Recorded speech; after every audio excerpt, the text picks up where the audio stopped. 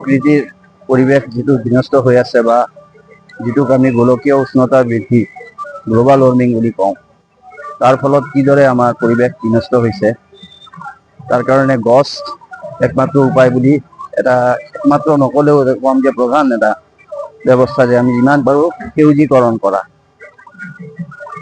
কৰাৰ ফলত যদি আমি নিজৰ ধৰণীক বচাব পাৰোঁ। কাৰণ এই পৃথিৱী একমাত্ৰ আমাৰ বাসস্থান, আৰু এই প্লেনেটক যদি আমি ধ্বংস কৰি লৈ যাওঁ তেতিয়াহ'লে আমিও নিশ্চিন্ন হৈ যাম।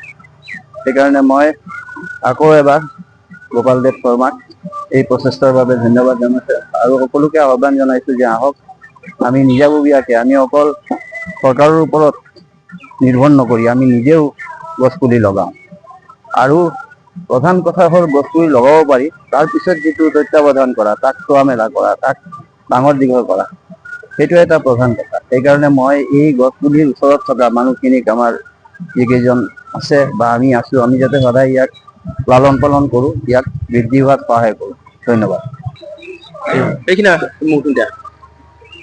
টংলা জলা নিবাসী বিশিষ্ট সমাজকৰ্মী, বিশিষ্ট জ্যোতিষী গোপাল দেৱ শৰ্মাৰ যি এক প্ৰচেষ্টা, একক প্ৰচেষ্টা, সেউজ ধৰণী এটা প্ৰকল্প হিচাপে তেওঁলোকে যি অসমৰ বিভিন্ন জিলাত উজনি নামনি সকলোতে তেওঁ বৰ্তমান এই গছপুলি ৰোপণৰ এই ধৰণীখন সেউজ কৰা যি তেওঁ লক্ষ্য বান্ধি লৈছে, তেখেতক পোনপ্ৰথমে টংলাবাসী ৰাইজে তেওঁ আন্তৰিক ধন্যবাদ জ্ঞাপন কৰিছোঁ।